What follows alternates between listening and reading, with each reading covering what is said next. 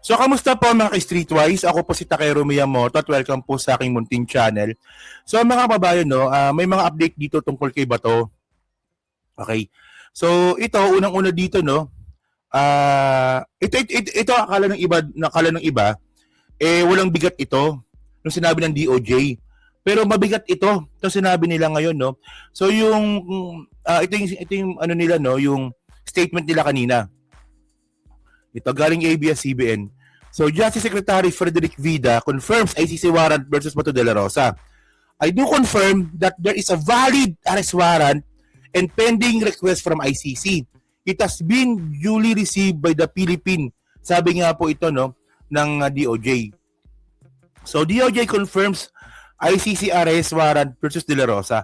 Alam niyo kung bakit mabigat ito, mga kababayan, no? Kasi ang paniniwala kasi nila Robin Padilla, no, pati nung ibang mga kaalyado nga po ni Bato de la Rosa, na walang bigat itong arrest warrant sa ICC kasi nga po hindi galing na Philippine Court. Ayan ang sinasabi nila, di ba? Na, walang kwenta yung arrest warrant ng ICC kasi hindi duman ng Korte ng Pilipinas. Well, by the way, mga kababayan, no? Yung sinabi ko nga kanina, ako nagtataka dyan kay Alan Peter Cayetano, no, yung Republic Act 9851, di ba?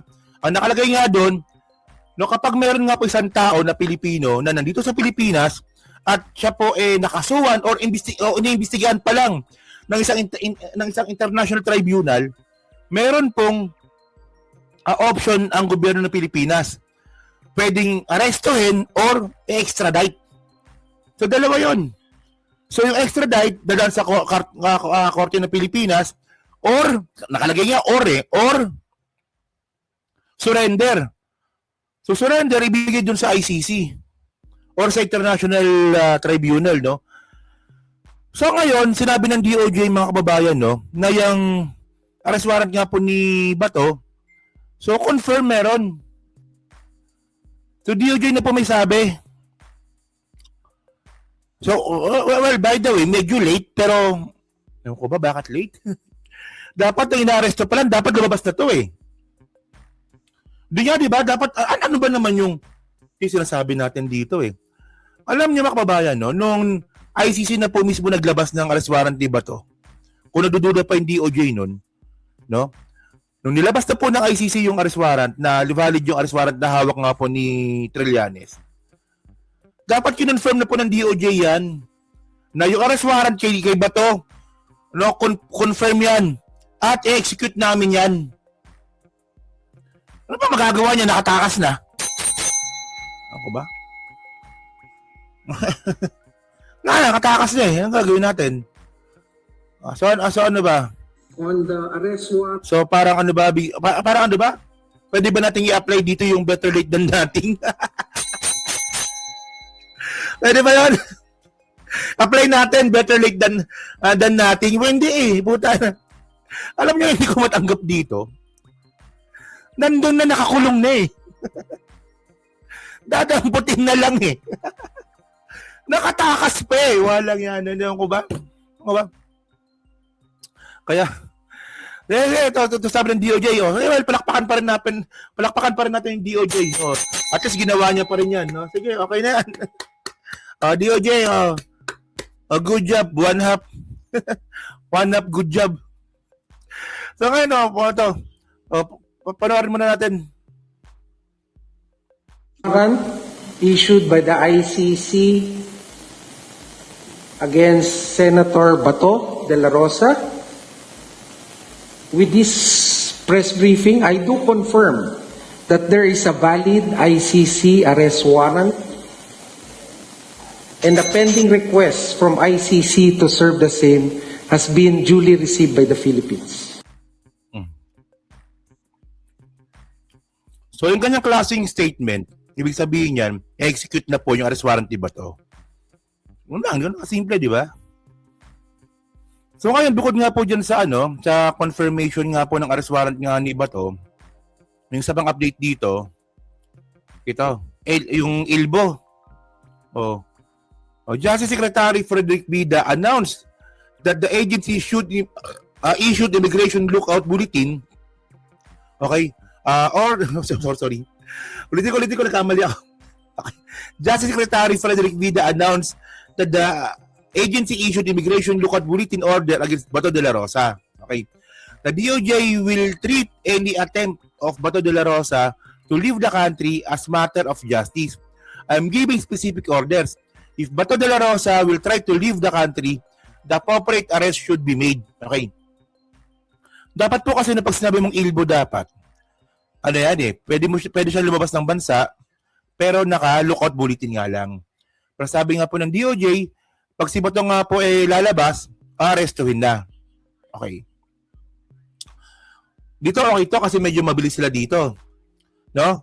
So good job dito yung DOJ kasi wala na, nakatakas na. So kailangan ng ilbo talaga or hold departure order. Pwedeng ganon. So ngayon, ang papel ngayon natin dito, no, yung ginawa na po ng DOJ, yung kanilang trabaho, para hindi po makatakas si Bato de la Rosa, ngayon, ang bola ngayon na kanino na. Di ba? Ayun ang tanong eh. Di ba si Bato nakatakas na? O nakatakas na ng Senado. Ako medyo naka-move on na ako doon kasi wala na yun, ay, nangyari na eh, di ba? Naka-move on na ako doon. Ngayon, meron ng ilbo si Bato dahil po sa DOJ. So ngayon, nakanino na po yung bola. Nakanino na po yung bola para po hindi na makatakas si Bato. Actually, nasa DILG na po. Diba?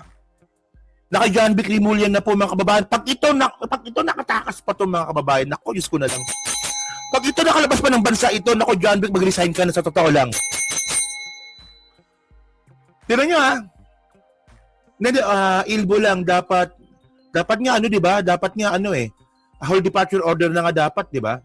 Pero sabi naman ng DOJ, kapag lumabas ng bansa si Bato, arestuhin. So, okay, acceptable na para sa akin yun. Okay na yan. No, importante, pag lalabas siya ng bansa, arestuhin. Okay na yun. Ilbo lang yung ginamit nila. Pero, hindi ko nga alam paano nangyari yun. Pero by the way, ang point natin dito, may mga pakakataon na po na mayroong hold departure order sa Pilipinas, pero nakatakas. Di ba? For example nga po, si Alice Guo. Di ba sa Alice Guo, di ba? May hold departure order rin, pero nakatakas pa rin. Pero buti na lang mga kababayan, no, medyo mabilis po si DILG Abalos nun. Ayun ang DILG talaga. Di ba? Ayan ang responsableng DILG secretary, si Abalos. No, medyo pakit nga lang, di ba? Pero, di ba? Medyo pakit lang. Pero nakita mo naman na nagtatrabaho.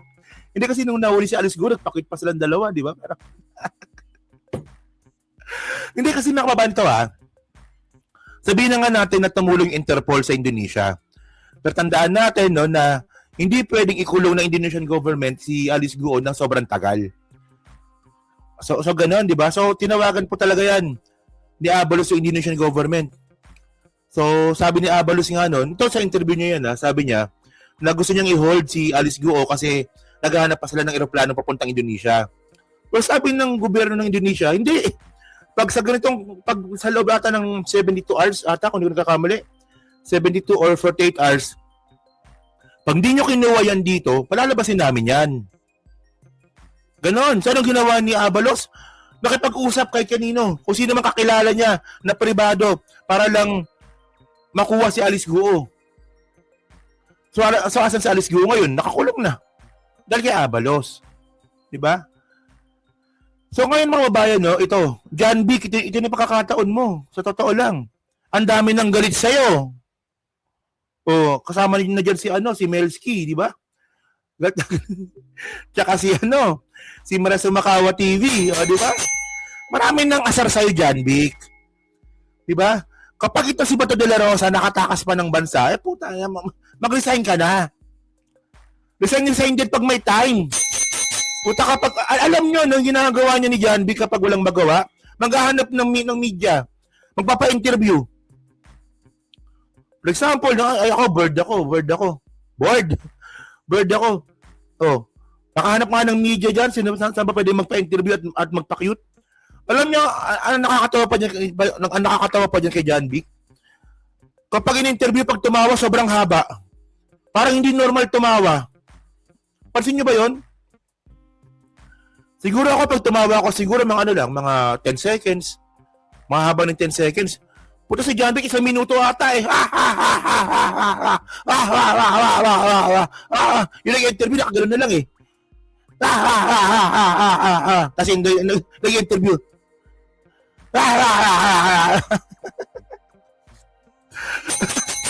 Yan, tumawa ako. Oh, 3 seconds lang ako pag tumawa eh. Si John Vic talaga 1 minuto eh.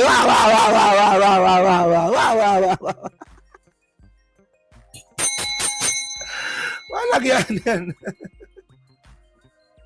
O yan na, so yan na. So ito yung update kay ano. Oh, may ilbo na. May ano pa, so yung arrest warrant nga di ba to, i-execute na po ito ng DOJ. So, ito yung sinasabi ko nga kanina, no, ito yung Republic Act 9851 pala, oh. So, 9851. So, ito nakalagay dito, no? Saan na ba yun? Ito to, ha? And then, nilakayan natin para maganda. Nilakayan natin. Okay. Sabi dito, no, in the interest of justice, the relevant Philippine authorities may dispense with the investigation or prosecution of crime punishable under this act. If another court or international tribunal is already conducting the investigation or undertaking the prosecution of such crime, so pasok si Bato dito, ha? Kasi may kaso na sa ICC. Instead, the authorities may surrender or extradite, di ba, suspected or accused person in the Philippines to do appropriate international court, o if any, or to another state pursuant to the applicable extradition laws in treaties. O, di ba? Kaya nga nakalagay po dyan for surrender. Kasi nga po, ang mag-execute po niyan, executive. So, ang tanong nga natin dito, no, bakit hinaharangan nito ni Alan Peter Cayetano na isa siya sa mga signatories po niyan? Si Miriam Defensor Santiago po gumawa ng batas na yan, pero pwede po nilang pwede silang makapag-debate sa plenary. Pati yung ginawa. Tapos ngayon si Alan Peter Cayetano parang wala lang. Wala akong alam diyan sa 9851 na yan. Okay lang. O, di ba?